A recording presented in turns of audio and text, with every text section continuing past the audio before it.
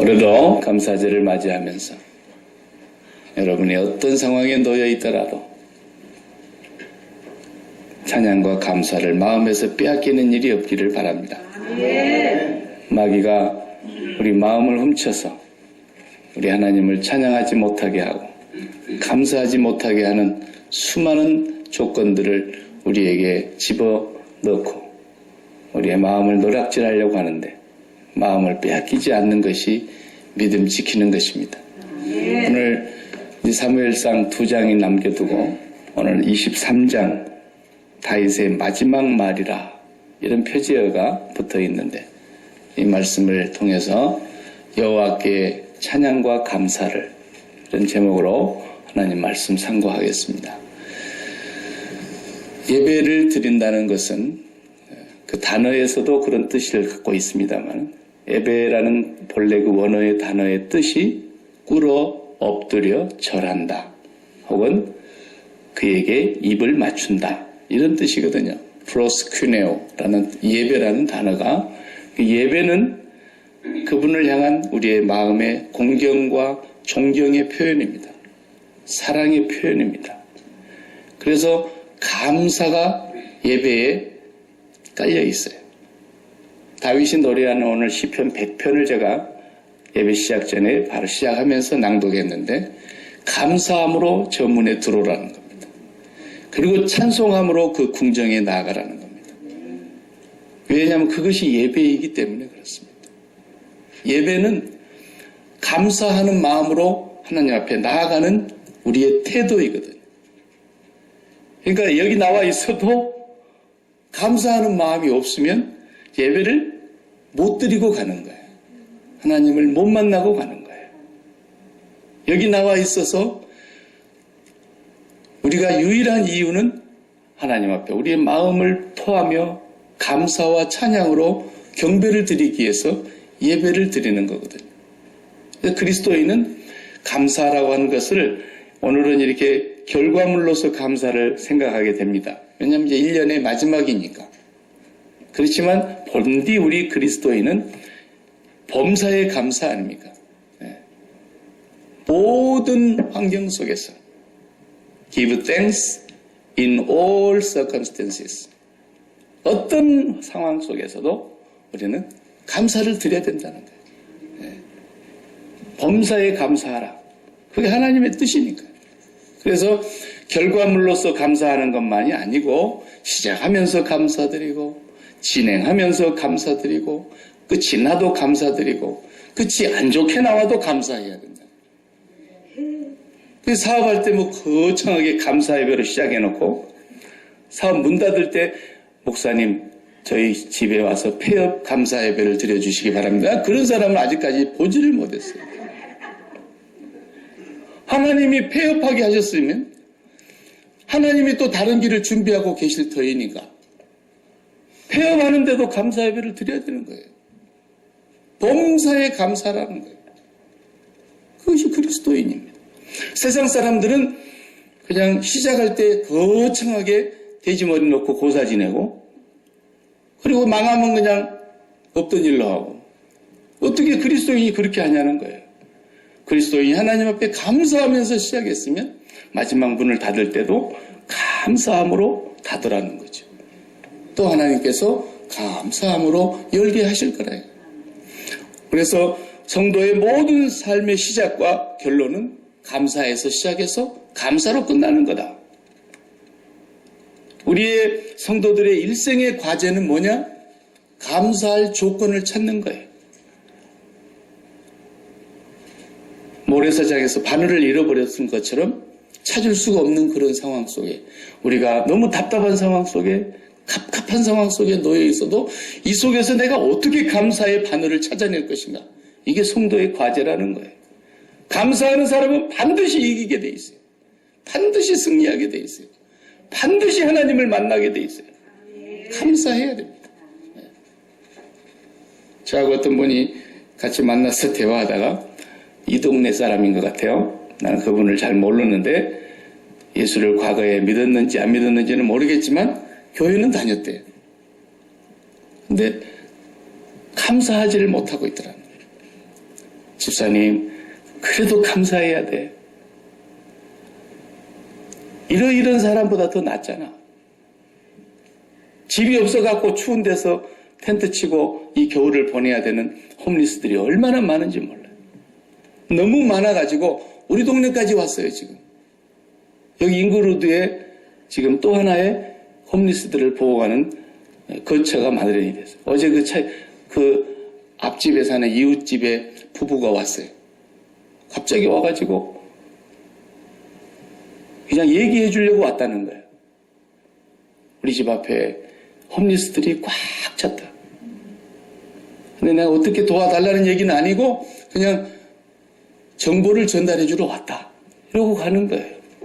그래서 내가 잘 알았다. 네. 왜 괜히 하나님이 그 사람을 보냈겠어요? 아무도 모르는데 와서 알려주고 가는 거예요. 그런 사람들도 있는 마당에 우리는 다 집이 있잖아요. 그거 하나 찾아내는 거예요. 그래도 나는 감사하다라는 거예요. 그게 성도인 거예요. 하나님 앞에 감사할 걸 찾아내보면 셀 수가 없이 많을 텐데 원망하고 불평하고 그 인생은 절대로 필 수가 없어요. 오늘 성경이 약속하고 있는 거예요. 피어나질 못합니다. 감사하면 꽃이 피게 돼 있어요.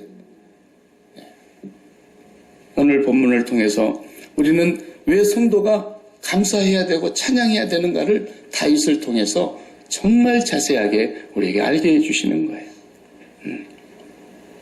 막 부부가 살기가 팍팍해가지고 너 없이는 못 산다 그러고 했어도 팍팍할 때 보면 싸우잖아요. 부부가 싸움이 나가지고 그릇이 날아가고 막 깨지고 큰 소리가 치고 그래도요. 그러다가 갑자기 그 아파트 관리실에서 주민 여러분 지진이 일어났습니다. 신속하게 대피하시기 바랍니다. 그러면요. 그래도 싸우는 부부는 없어요. 자는 애들 다 들쳐매고 엎쳐매고 막 뛰어나가지고 걸으면 나 살려라 그러고 다 튀어나가지 계속 싸우는 부부 봤어요? 없어요. 더 큰 현실이 더 큰 것이 나에게 다가오면 자그마한 것들은 다 없어지는 거예요. 애들을 키워봐도 뭐 공부 안 한다 그러고 뭐 컴퓨터 붙들고 앉아서 게임한다 그러고 뭐 난리를 쳐도 어떻게 너는 그렇게 공부를 안 하고 그렇게 말썽을 부리고 그렇게 엄마 마음을 속 아프게 하느냐 이래도요 덜컹 아파봐요. 아파갖고 들어누워 있으면요 머리를 수술해야 된다 그런 소식 들어봐요. 얘야 공부는 다 그만두고 건강하게만 커다오 그런다고요.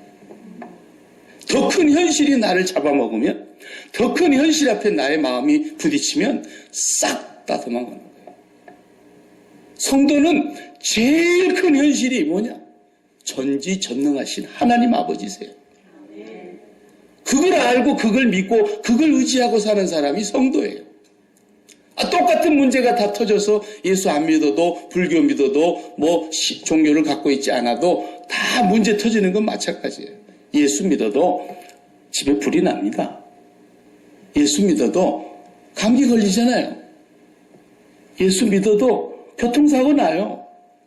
그러나 어떤 상황 속에서도 나의 제1의 현실은 이것을 알고 계시고 보고 계시고 지켜보고 계시고 나를 지금도 주관하고 계시는 전지전능하신 하나님의 손에 내 인생이 있다.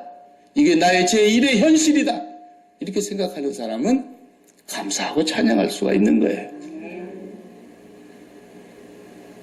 문제의 마음을 빼앗기지만 않는다면 돈 문제에 마음 빼앗기고 자식의 어떤 골치 아픈 문제에 자식 마음 빼앗기고 그냥 건강의 문제에 마음 다 빼앗기고 사업의 문제에 마음 다 빼앗기고 어떤 인간관계의 문제에 마음 다 빼앗기고 그 어떻게 감사할 수 있겠어요? 감사가 안 나와요. 그러나 내 마음을 지난주에 말씀대로 여호와께 고달해 나의 심장을 하나님께 드립니다. 마음을 거기에다가 온통 다 드리고 그렇게 복잡하고 힘든 삶을 한평생 살아온 다윗이 제일 잘한 게 36개였어요. 그럼 무조건 뭐가 다가오면 36개 주랭랑을 치는 거예요. 몸이 도망가는 게 아니라 몸은 그대로 고통을 당하고 있고 몸은 그대로 쫓겨다니고 있고 몸은 그대로 죽이려는 사람들이 늘 사방에 에워싸고 있어도 그 마음이 여호와께로 가버린 거예요.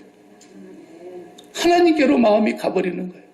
그 하나님이 나의 피난처가 되어주시니까 흔들리지 않는, 지진대가 와도 흔들리지 않는 반석이 되어주시니까, 높은 산성이요 요새가 되어주시니까 마음이 하나님께로 도망가는 사람, 이 사람은 감사할 수가 있는 거예요. 지난주에 우리가 그 기나긴 다윗의 노래를 다 볼 수가 없었어요. 그래도 그 일부분만을 봤지만 다윗의 고백 가운데 5절에 보면 사망의 물결, 불의의 창수, 6절에는 수월의 밧줄, 지옥의 밧줄, 사망의 올무, 18절에 보면 강한 원수와 미워하는 자들이 자기를 에워쌌다 그랬고 19절에 보면 재앙의 날을 맞았다 그랬어요. 다윗의 삶이 그렇게 녹록한 삶이 아니었어요. 왕이라고 해서 평탄한 삶이 아니었어요. 지독하게 고통스러운 삶을 살았다고요. 그 속에서도 다윗이 노래를 빼앗기지 않았어요. 감사하고 찬양하는 것을 절대로 잃어버리지 않았어요. 오늘 1절에 우리가 또 읽었지만 1절 마지막 부분에 이스라엘의 노래 잘하는 자가 말하노라 그랬어요. 노래를 얼마나 잘했는지.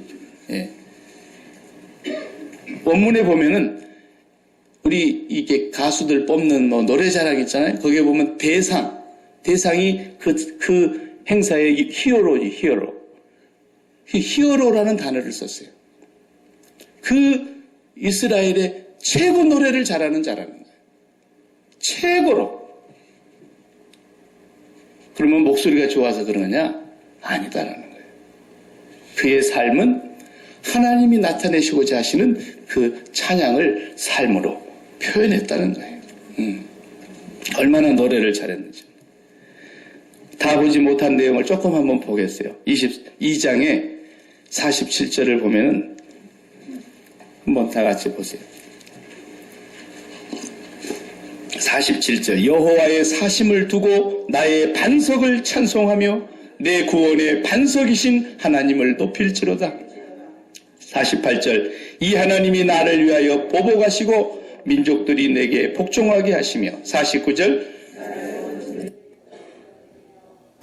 대적하는 자 위에 나를 높이시고 나를 강포한 자에게서 건지시는도다. 50절 이러므로 여호와여 내가 모든 민족 중에서 주께 감사하며 주의 이름을 찬양하리이다. 아멘. 보세요. 어떤 상황 속에서도 마음에서 찬양이 식지 않고 노래가 끊어지지 않아요. 원망하고 불평할 일이 왜 없었겠어요? 사망의 밧줄이, 사망의 올무가 자기를 에워쌌다 그랬는데, 그러나 그의 마음은 환경에 절대로 빼앗기지 않았어요. 제가 환경에 빼앗기지 않기 위해서 우리가 해야 되는 일을 지금까지 계속 얘기했어요. 예수 그리스도와 함께 십자가에 못 박히는 거예요. 그게 그리스도인인 거예요. 죽은 사람이 환경에 마음을 빼앗긴 걸 봤냐고요. 응? 관에 누워가지고 오늘 날씨 춥냐 덥냐 그런 사람 봤어요? 예. 그냥 누워있는 거예요. 죽은 거예요. 예. 우리가 그리스도와 함께 그렇게 죽은 사람이라는 거예요. 그럼 어떡하란 말입니까? 하나님이 생각이 계신 분이라는 걸 우리가 믿는 거예요. 셀 수도 없는 하나님의 생각이, 모래알보다도 더 많은 하나님의 생각이, 나를 향한 생각이 계시다는 거예요. 내가 생각 안 해도. 그 생각을 받아들이고 그 생각을 내가 수용하려고 해야지, 수많은 셀 수 없는 밤을 내가 생각한다고 해서 인생이 풀리는 게 아니다라는 거예요. 다윗은 그래서 그리스도와 함께 죽은 사람처럼 그렇게 살았다고 성경은 말하고 있어요. 오늘 본문이 이제 다윗의 마지막 말이라 그러니까 죽기 전에 유언으로 했단 말이 아니에요. 네. 유언을 지금 말하려고 하는 것이 아니고 다윗의 마지막 말이다. 최종적인 말이다. 그것은 뭐예요? 자기 인생을 다 살고 이제 왕도 거의 막바지에 왔는데 자기 인생 전체를 놓고 볼 때 결론적으로 하고 싶은 말이라고 말이에요. 결론적으로. 큰 담론이에요. 우리 목회자들도 보면은 이제 한평생 목회자의 길을 달려가서 은퇴를 하시는 목사님들 은퇴식에 가서 이제 참여해 보면 목사님들이 마지막 은퇴하시는 그 목사님의 말을 귀담아 듣는 거예요. 왜 그래요? 내가 평생 목회해 보니까 목회는 이런 것이더라. 요 한마디 들으려고 가는 거예요. 네. 노래하는 사람, 평생의 노래로 일생을 산 사람, 노래가 뭐라고 생각하십니까? 이러면은 그 한마디가 다 나오는 거예요, 거기서. 노래는 뭐다? 인생을 오랫도록 살아보고 장수하신 분들이 인생은 무엇입니까? 이러면 산다는 건 말이야. 이래야 되는 거지. 초등학교 1학년 아이가 산다는 것은요. 이래 봐요. 누가 그 소리를 듣겠어요? 그래도 적어도 80은 넘어가지고 인생을 살아보니까 인생은 이런 것이더라. 이렇게 말하는 내용이 마지막 말인 거예요. 다윗이 지금 그 얘기를 하는 겁니다. 다윗의 일생을 종합하고 자기 인생을 오롯이 한 문장에 딱 녹여 담아가지고 나의 삶은 이러했다. 이게 오늘 말씀이란 말이죠. 뭐라 그랬는가 한번 읽어보세요. 첫 번째, 이새의 아들 다윗이 말하며 높이 세워진 자 그랬어요. 굉장히 중요한 말입니다. 자기 자신의 생을 표현하는데 이새의 아들 다윗이 말하는데 높이 세워진 자 그랬어요. 이건 뭐 자기 자랑하고 교만한 소리가 아닙니다. 자기를 좀 높이는 것 같아요? 그런 얘기가 아니죠. 다시 그러려고 이 마지막 말을 했겠습니까? 그 앞에 말을 수식어를 보면은 이스라엘 왕 다윗이 말하며 이래야 되는데, 그렇죠? 그래야 높이 세워졌다는 말이 폼이 나잖아요. 근데 뭐라 그래요? 이새의 아들 다윗이 말하며 아버지 이름을 불러왔어요. 자기 육신의 아버지. 이새가 누굽니까? 그냥 베들레헴에서 목축업을 하는 농부였어요. 다윗이 사무엘 선지자가 와서 뽑기 전까지는 그냥 아무것도 아닌 거예요. 동네에서 이새라는 어른이 있었는데 그 이새는 목축업을, 그 당시 목축업은 천직입니다. 네. 그런 천직을 가지고 있는 평범한 목축업을 하는 농부로서 사람들 속에 기억할 수 있는 그런 이름이 아니에요. 그런데 사무엘 선지자가 오면서 거기에서 왕을 뽑는데 큰아들부터 쫙 이렇게 선을 보는데 다윗은 거기 있지도 않았단 말이죠. 그러다가 다윗이 아니 이새 당신의 아들 여기 다 온 거 맞아요? 그러니까 막내 아들이 하나 있긴 있습니다만은 거기에 뭐 철딱성이 없어가지고 그저 들판에서 양떼를 돌보고 있습니다. 그러니까 아니 빨리 데려오시오. 그 아들 오기 전까지 내가 식사 같이 않겠어. 그러면서 아들을 불러오라는데 다윗이 딱 오지 않습니까? 그 아들이 왕이 될 줄은 이새도 몰랐고 사무엘 선지자도 몰랐다 그랬어요. 형님들은 기가 막혀. 다윗은 꿈도 못 꿨어요. 그런데 내가 이스라엘의 왕이 되다니. 높이 세워진 자라는 그 원어의 내용은요. 최고라 그러죠. 최고. 가장 높은 사람이라는 그런 뜻이에요. 뭐라고 나왔냐면 영어 성경에도 보면은 exalted by the most high 그랬어요. 가장 높이 최고의 자리에 누가? 양치는 목동이 베들레헴 촌사람이 아무도 알아주지 않은 그런 집안의 막둥이가 가장 높은 자리에. 그럼 자기를 지금 자랑하려고 하는 얘기가 아니라요. 세상에 우리 하나님이 나를 그렇게 세워주셨다는 거예요. 예. 그러니까 다윗의 왕 되어서 성가대를 잘 만들었잖아요. 다윗이 성가대를 너무너무 잘 만들었어요. 그래서 평생에 이 사람들은 하나님을 찬양하고 감사드리는 일만 하도록 따로 분류했어요. 아무것도 하지 않겠어요. 찬양대는 그런 영광이 있는 거예요. 그래도 찬양대들이 일을 많이 하긴 하지만 최고의 자리 시편 75편이 다윗이 세운 찬양대의 성가대장이에요. 75편을 쓴 사람이. 그 75편의 저작 아삽이라는 사람 아세요? 아삽이 성가대장이었어요. 다윗의 성가대. 그 아삽이 쓴 시에 보면은 이렇게 얘기합니다.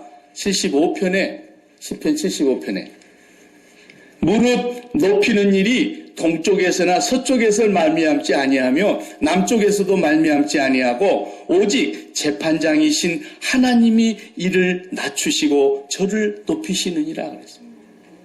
아삽이라고 하는 성가대장이 쓴 시예요. 다윗의 통치 아래서. 자기가 보니까 높이고 낮추는 일이 사람이 높아지고 낮아지는 일이 동서남북 어디에서도 있지 않고 재판장이신 여호와께서 높이고 낮추더라는 거예요. 하나님이 높이시더라는 거예요. 그래서 다윗은 이세의 막둥이 베들레헴 촌사람 직업은 목동 아무것도 아닌 시골뜨기 이런 애가 최고의 자리로 하나님이 높여주셨다. 이걸 지금 감사하고 있는 거예요. 이걸 찬양하고 있는 거예요. 그런데 어느 날 갑자기 다윗이 태어나자마자 그냥 금수저 물고 나와서 그렇게 된 게 아니잖아요. 우리가 2년 동안 다윗의 일생을 지금 보았어요. 2016년에는 사무엘 상을 보았어요. 2017년 사무엘 하를 지금 다 봐요. 2년간 동안 우리가 다윗의 일생을 훑어봤는데 얼마나 힘들었는가를 나는 이렇게 해갖고 대통령 세워준다면 안 할래. 그냥 세워준다면 혹시 모르겠는데 이렇게 고통스럽게 해갖고 왕을 세우는 것은 정말 없는 일이에요. 10년 동안은 사울 왕에게 쫓겨다니고 집에도 한번 못 들어오고 아버지 한번 얼굴도 못 보고 그냥 쫓겨다니면서 유랑생활하고 수풀에 숨고 굴 속에 숨고 춥고 굶주리고 헐벗고 두렵고 더 이상 피할 데가 없어서 망명 가서 또 들켜가지고 잡혀 죽을까 봐서 미친 사람 행세하면서 겨우 빠져나오고 어디를 가도 살 데가 없어. 그래가지고 왕으로 세워주기는 세워줬는데 이스라엘의 왕이 아닌 자기 친족 유다 지파의 왕만 되게 했어요. 그리고 7년 동안 유다 한 지파만 다스리는 남쪽 유다 왕이에요. 유다 왕. 조그만 왕. 7년 동안을 자기는 유다 한 지파만을 다스리고 있는데 이제 7년이 지나고 나서 이스라엘까지 다 다스리는 모름지기 왕이 됐죠. 그런데 그 왕이 돼서도 여러분 우리가 다 보았잖아요.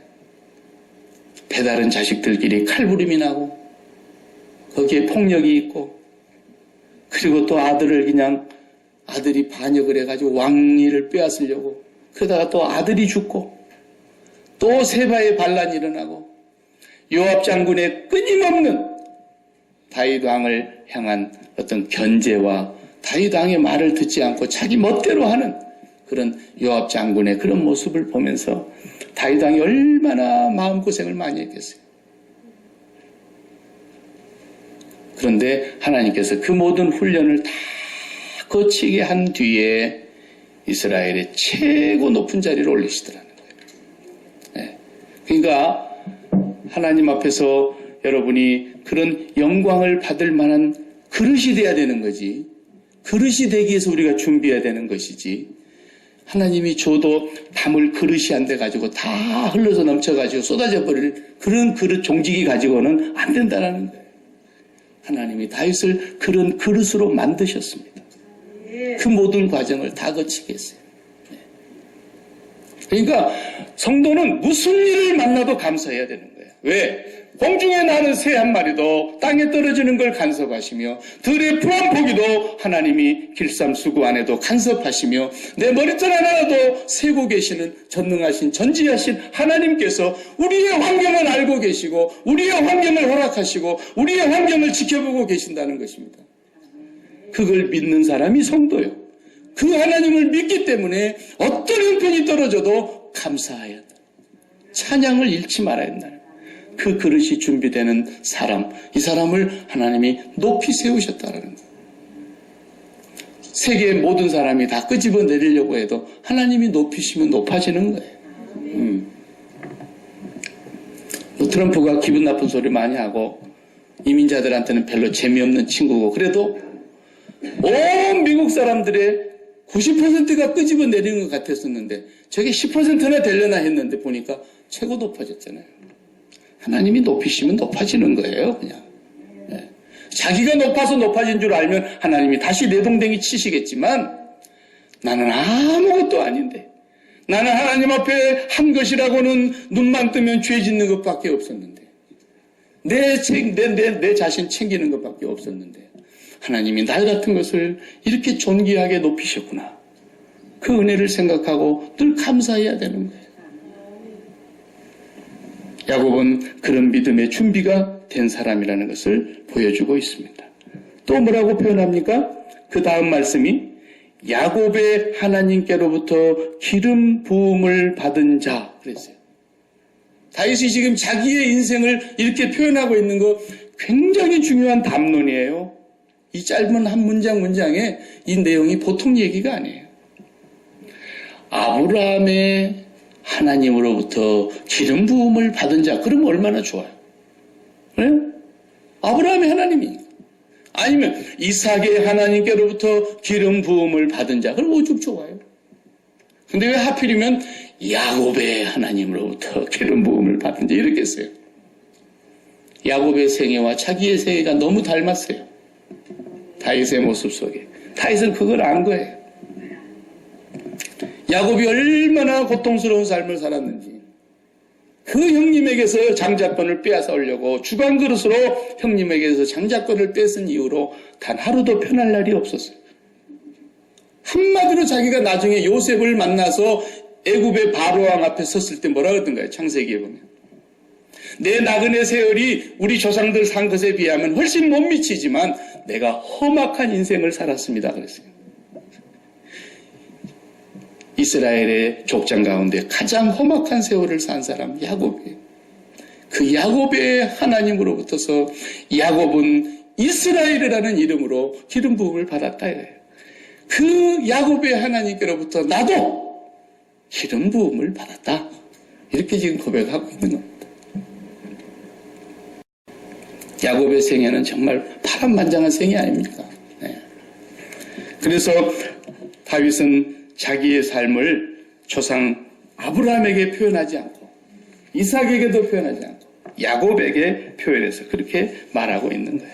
기름 부음을 받았다. 이 말은 무슨 말이에요? 히브리 말로 하면은 기름 부음을 받은 자라는 말이 무슨 말이죠? 히브리 말로 하면 메사야, 메시아라는 거예요. 헬라 말로 하면은 신약 성경의 말로 하면 그리스도라는 말이에요. 기름 부음을 받은 자. 다시 말하면 예수 그리스도의 그림자로서 모형으로서 다윗은 삶을 살은 거예요. 하나님이 그렇게 인도해 가신 거예요. 그래서 왕이었지만 가장 높은 왕이었지만 왕은 군림하는 것입니다. 왕은 대접만 받는 것입니다. 왕은 영광만 누리는 것입니다. 왕은 최고의 힘을 자랑하는 것입니다. 그런데 다윗은 그렇게 살지 않았어요. 제사장같이 살았어요. 베드로가 말한 대로 왕 같은 제사장으로 살았어요. 제사장은 뭐 하는 사람입니까? 희생하는 사람입니다. 날마다 죽음의 제사를, 번제의 제사를, 속죄제의 제사를, 화목제의 제사를 화제로 드리는 모든 짐승을 죽여서 하나님 앞에 바치는 제사장 말이에요. 만민의 죄를 속죄하시기 위해서 십자가에 죽으시고 당신의 몸을 하나님 앞에 제물로 바치신 왕이시면서 제사장으로 살으셨던 그리스도의 모형이었다는 거예요. 다윗을 통해서. 다윗은 그런 기름 부음 받은 자로 살았다는 고백을 하고 있습니다. 그리고 마지막에 가서 이스라엘의 노래 잘하는 자가 말하노라 그랬어요. 노래를 목소리가 좋다고 잘하는 것이 아닙니다. 그러니까 우리 성가대도 목소리에 전전긍긍하지 마시고 여러분의 삶을 통해서 나는 하나님이 세우신 다윗의 성가대 같은 사람이다. 내 인생을 통해서 내 삶을 통해서 하나님을 찬양해야 되겠다. 내 삶 자체가 하나님의 노래가 되어야 되겠다. 이런 열정과 감격으로 찬양을 합니다. 이스라엘의 노래 잘하는 자. 하나님은 시편에서 다윗이 고백하기를 이스라엘의 하나님은 어디 계신다 그랬어요? 찬양 중에 거하신다 그랬어요. 정말로 그렇습니다. 요한계시록을 보니까 우리가 천국을 가보지 않아도 사도 요한이 본 그 광경을 그대로 기록해 놓은 묘사된 모습을 보면은 하나님이 찬송 중에 거하고 계시지 않습니까?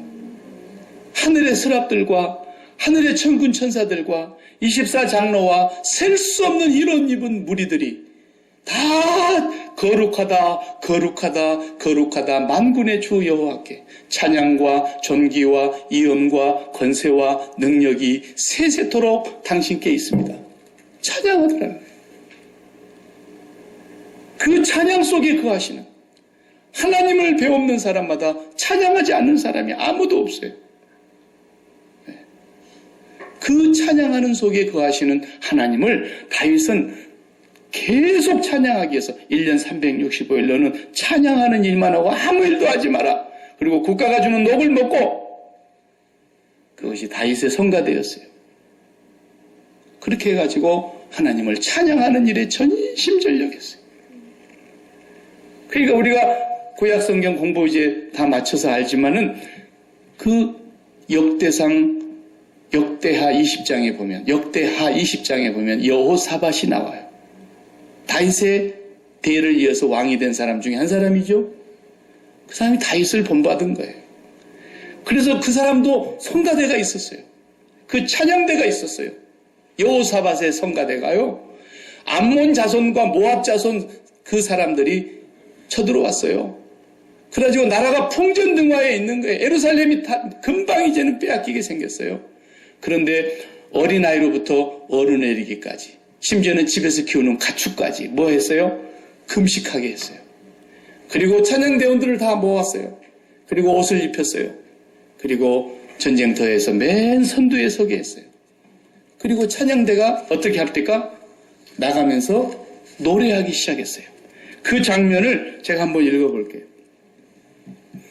고핫 자손과 고라 자손과 레위 사람들은 서서 심히 큰 소리로 이스라엘 하나님 여호와를 찬송하니라. 이에 백성들이 아침에 일찍이 일어나서 두고와 들로 나가니라. 나갈 때에 여호사밧 임금이 서서 이르되 유다와 예루살렘 주민들아 내 말을 들을지어다. 너희는 너희 하나님 여호와를 신뢰하라. 그리하면 견고히 서리라. 그의 선지자들을 신뢰하라. 그리하면 형통하리라. 백성과 더불어 의논하고 노래하는 자들을 택하여 거룩한 예복을 입히고 군대 앞에서 행진하며 여호와를 찬송하여 이르기를 여호와께 감사하세 그 인자하심이 영원하도다. 여호와께 감사하세 그 인자하심이 영원하도다. 이 곡을 찬양하게 하였더니 그 노래와 찬송이 시작될 때에 여호와께서 복병을 두어 유다를 치러 온 암몬 자손과 모압과 세일산 주민들을 치게 하심으로 그들이 패하였으니 그랬어요. 찬송하고 있는데 이게 무슨 군대의 병법입니까? 이게 정신 나간 일이지. 전쟁이 일어났는데 싸우러 나가야 될 판에 지금 성가대를 맨 앞에 세워가지고 노래하겠다는 거예요. 대단한 임금이세요. 여러분, 엄청난 위험과 곤경 속에 빠져 있을 때 여러분이 찬송을 잃지 않을 수 있다면, 감사를 잃지 않을 수 있다면 여러분이 이미 승리한 것이에요. 네. 하나님께서는 오늘 또 찬송 중에 거하시는데 왕부터 어린아이까지 짐승까지 심지어는 금식시키면서 그들이 하나님 앞에 마지막 도달한 자리가 감사를 찾아냈다고 하는 것입니다. 여호와께 감사하세. 그 인자하심이 영원하도다. 이것이 모래알처럼 많이 몰려왔던 그 모든 적들을 다 무찔렸던 하나님의 역사였습니다. 그 다음에 보면은 2절 다 같이 읽어보겠어요. 여호와의 영이, 성령이죠. 성령이 나를 통하여 말씀하시며 그의 말씀이 내 혀에 있도다. 이거 정말 놀라운 거예요. 이게 무슨 말이냐? 우리가 이런 말하죠. 사람도 그렇게 얘기를 합니다. 백악관에서 대통령이 매번 나와가지고 이렇게 뭐 얘기하지 않죠. 백악관에 대변인이 있어요. 대변인이. 각 부서 장관들마다 대변인을 한 사람씩 두고 있잖아요. 부대변인까지 두고 있어요. 그래서 대통령의 의중을 대변인이 나와서 얘기하는데 그대로 읽는 거예요. 나와서. 대통령이 하지 않은 말을 대변인이 함부로 했다가 하면 그냥 옷 벗어야 되는 거예요. 자격이 없는 거니까. 그 말을 우리가 할 때 말이죠. 아무개 그 사람 말이야. 누구누구의 혓바닥이야. 그렇게 말하는 거 있죠? 그 사람 말 들어볼 것도 말 것도 없이 이 사람이 말했으면 맞다는 거예요. 아무개 혓바닥이야. 혓바닥 노릇한다 그러잖아요. 그게 대변인이란 말이에요. 다윗이 하나님의 혓바닥이었다는 거예요. 성령이 자기에게 역사하여 하나님의 생각이, 하나님의 말씀이, 하나님의 뜻이 그 속에 그대로 임했다는 겁니다. 하나님의 혓바닥이었다는 거예요. 그게 무슨 말이냐면 그 다음이 설명을 하고 있어요. 3절에 이스라엘의 하나님이 말씀하시며 이스라엘의 반석이 내게 이르시기를 사람을 공의로 다스리는 자, 하나님을 경외함으로 다스리는 자여. 그랬어요. 하나님을 경외한다는 뜻이에요. 그 말이. 하나님의 말씀이 내 혀에 있도다. 이 말은 하나님을 경외한다. 그런 뜻입니다. 이게 풀어놓은 거예요. 하나님이 말씀하시기를 너는 정말 나를 경외하는구나. 그런 뜻이에요. 경외하는 것. 경외하는 것은 존경하는 것입니다. 경의를 표하는 것입니다. 공경하는 것입니다. 예를 갖추는 것입니다. 그러면 예를 갖추는 게 뭐예요? 우리는 그냥 옷깃을 이렇게 여미면서 예를 갖춘다 그러잖아요. 그래서 우리 동양 사람들은 항상 어디를 가려면 특히 한국 사람들은 옷을 먼저 골라요. 예를 갖추고. 근데 그건 동양의 예절이고 서양 사람들은 그렇지 않아요. 이 기독교 문화권에 있는 사람들은 그렇게 예를 갖추는 것이 아니더라. 어떻게 예를 갖추느냐면 하나님 앞에서는 최고의 예를 갖추는 게 뭐냐? 선악과를 안 따먹는 거예요. 우리 인류가 저주받은 게 선악과를 따먹었습니다. 이 선악과를 따먹고 내가 판단하고 있는 거예요. 내 생각이 맞다는 거죠. 내가 판단하는 게 맞아. 내가 좋고 그름을 내가 판단하고 나는 눈이 밝아져서 내가 이제 하나님처럼 됐다고 행세를 하는 거예요. 그래서 왜 이렇게 좋은 대로 안 해주시고 나쁜 길로 하십니까? 자기가 하나님께 따져드는 거예요. 이제는 원망도 하고 불평도 하고 시비도 하고 하나님을 우리가 판단하고 있는 거예요.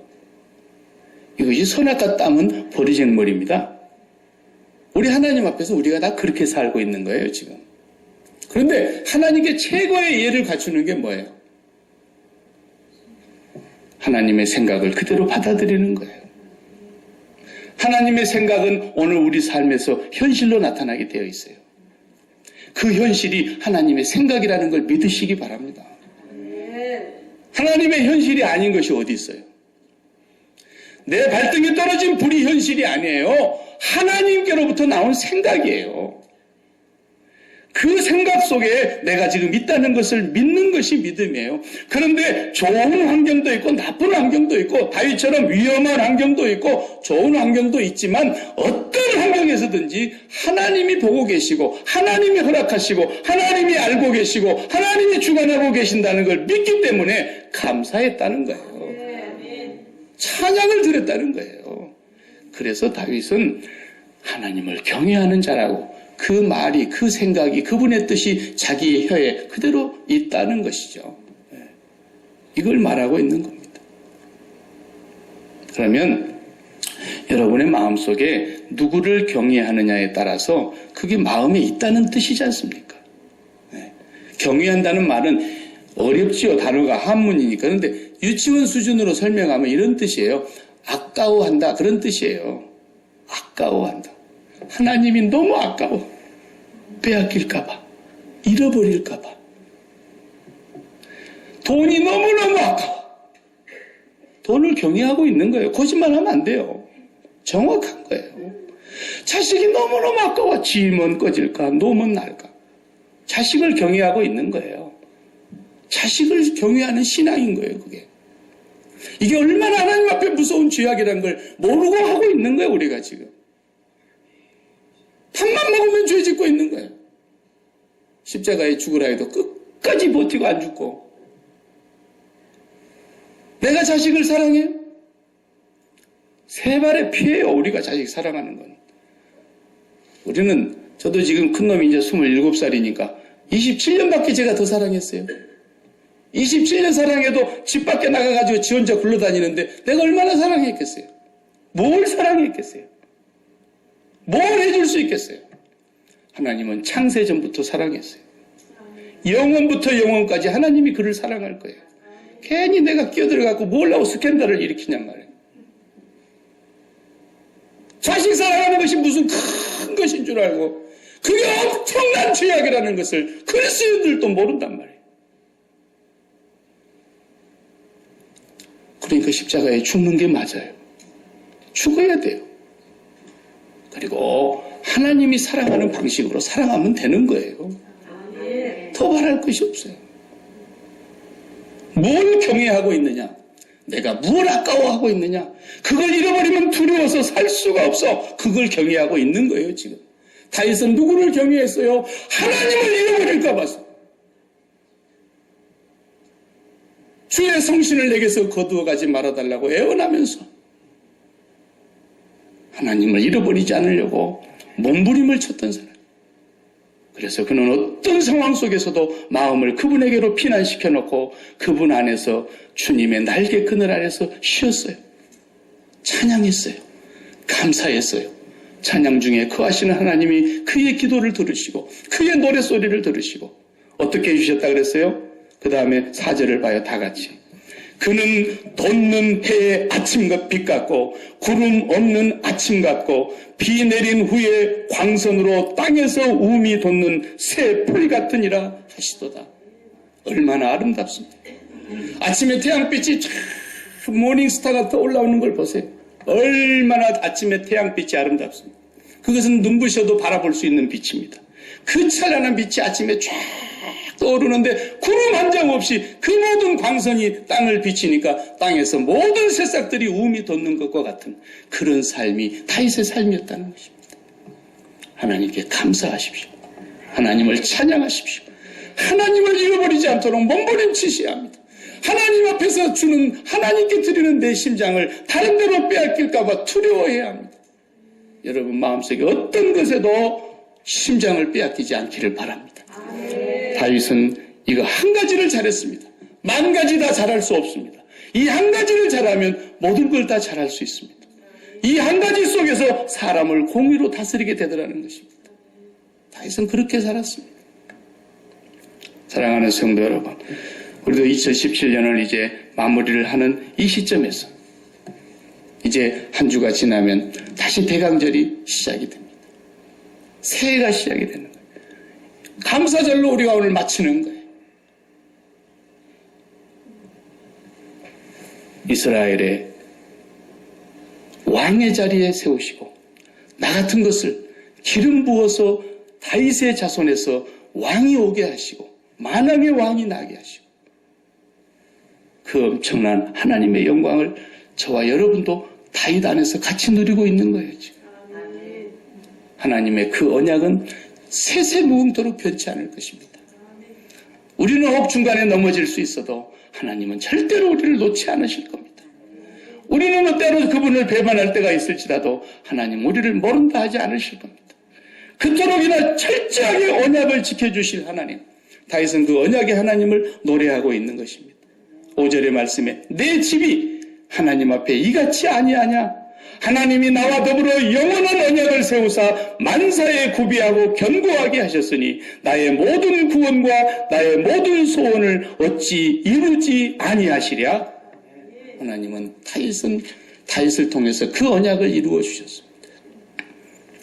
아브라함의 믿음을 가진 자, 이삭의 믿음을 가진 자, 다윗의 믿음을 가진 자는 다 아브라함의 자손인 줄로 믿습니다. 우리는 다윗의 후손입니다. 하나님께 감사와 영광을 돌리는 일을 세세토록 빼앗기지 않기를 바랍니다. 기도하십시다. 하나님 감사합니다. 너무너무 감사해서 만입이 있어도 그 은혜를 다 감사드릴 수가 없습니다. 만입이 있어도 아버지의 우리를 향한 그 크신 사랑과 은혜를 형언할 수가 없습니다. 무슨 형용사를 다시 쓴다 할지라도 아버지의 그 사랑과 구원의 은총을 표현할 길은 없습니다.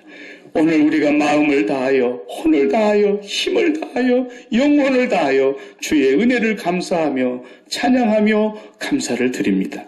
아버지, 우리의 생애 가운데 이 감사를 하루도 빼앗기지 않게 하여 주시옵시고 우리 마음속에 단 하루도 하나님을 환경 때문에, 사건 때문에, 상황 때문에 빼앗기는 일이 없게 하여 주시옵소서.